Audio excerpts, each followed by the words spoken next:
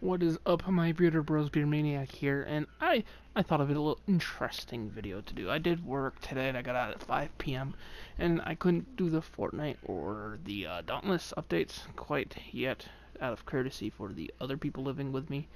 But I thought of a little quick suggestion. I'm going to try to predict the awards at this early in the season when I don't even know what the teams are going to look like. I'm going to try to pick the major awards at least. I'll give a rough guess of who I think's winning the championship, stuff like that. Anyway, let's get to it. I'm going to start with Rookie of the Year, mainly because that's the biggest toss-up to me. You have amazing talents like John Morant, Zion Williamson. You have Carson Edwards, who really balled out for the Celtics this offseason, or for the summer league. You have R.J. Barrett for the Knicks, also a high contender. I think Garland for the Cavs could be a sneaky pick, but I'm actually going with my Rookie of the Year pick, as of right now, is Jackson Hayes of the New Orleans Pelicans. See, the reason why I like this one, and the reason why this one's bold, is because he's going to be on the same team as Zion Williamson. Now, why do I think Jackson Hayes is going to be the Rookie of the Year over Zion? One might be the durability of Drew Holiday. He has faced injuries, and I think that's going to open up some opportunities for the rotation to switch up and to give Jackson Hayes more opportunities. I think he can play the 2, the 3, the 4. He is a very talented player. He can shoot relatively okay. He can dunk like a beast. His defense isn't terrible. I think it will improve throughout the season. I think he's an underdog, definitely, to win this award, but he's my sneaky pick. And then for NBA MVP, you have a lot of faces you could probably go with. You could try to go Kyrie in Brooklyn, LeBron in LA, Kawhi in LA, the other LA. There's actually a lot of choices you could go with,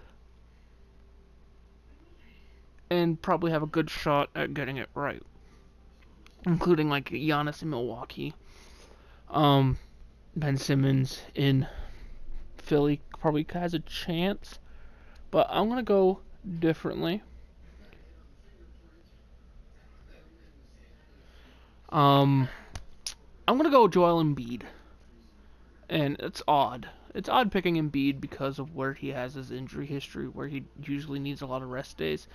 But with the loss of Jimmy Butler and the loss of Boban, even though Boban didn't do too well, and the additions of Al Horford, I think most importantly, the addition of Al Horford is going to really, really improve Embiid's game. Horford is an amazing facilitator. He is a solid defender as well. I think that's going to open up Embiid a lot more on offense because he won't have to expend so much on defense. And if he keeps improving like he has the last few years, I think Embiid is a definite MVP candidate. So Rookie of the Year, Jackson Hayes. MVP, Joel Embiid. As much as I hate Joel Embiid, I'm a Celtics fan and he's a Sixer, then dirty Sixers. The other awards that I can think of is comeback comeback player of the year, and no, most improved, not comeback player, most improved and defensive player of the year. I feel like I'm trying to think of someone who didn't have a great year last year, but didn't do terrible. There's a lot of players like that out there. I'm going to say Lonzo Ball. I know that's a hard choice to make for most improved player. The situation he had in LA, he didn't do too great. They traded him away to New Orleans, playing alongside Drew Holiday. He should learn better. I think he'll improve his shot as well.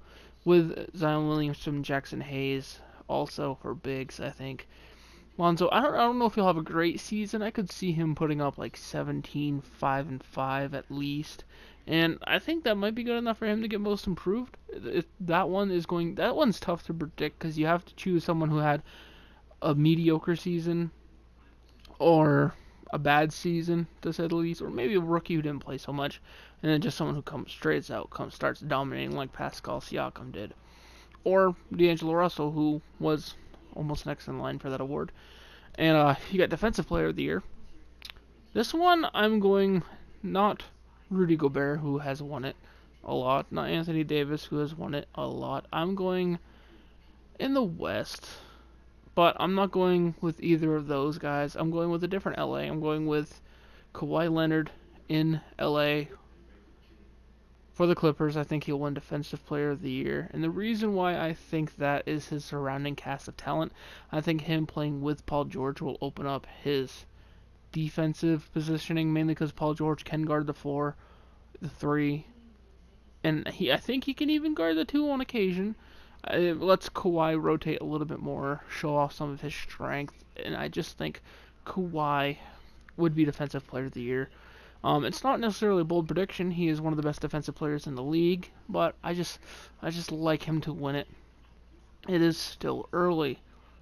Now, if I had to pick 2 teams to be in the finals, also, I guess we can do that. If I had to pick 2 teams to be in the finals, I would pick Milwaukee and the Bucks.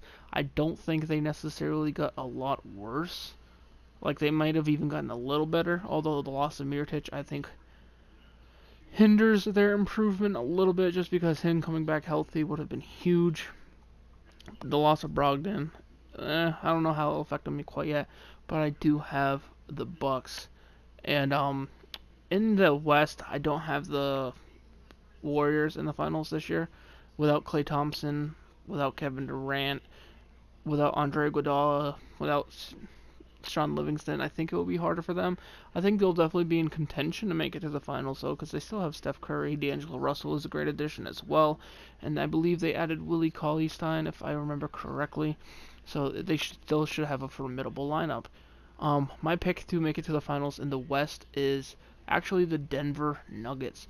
I'm not like a huge Denver Nuggets fan, but when I was in high school, going through some like tough times mentally, and I started playing basketball my senior year. Also,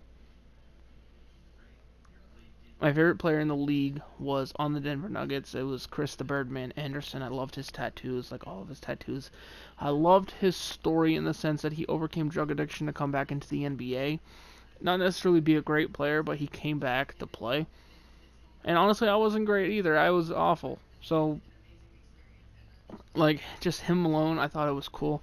I've been paying attention to them ever since, and I think it's about damn time they are due. They added Jeremiah Grant, I believe, is how you pronounce the name. And you got Jamal Murray with the extension. Jokic is only getting better. Porter's getting healthy. Millsap should have a good season as well. They got a lot of talent across the board, but what has me picking the Nuggets to make it to the finals over anybody else is the fact that 1 through 5, I believe they're not only they're not only the more durable team, they have shooting ability, they have length, they have rebounding, they can pass the ball, they have everything it takes to win. It's just a matter of the young guys putting it together, which I think Millsap might be able to help with, although Millsap never necessarily put it together with the Hawks. Should be fun. This is going to be a fun season. Anyway, guys, I'm excited for NBA 2K20. Let me know if you are too, and I'll see you in the next one. Peace.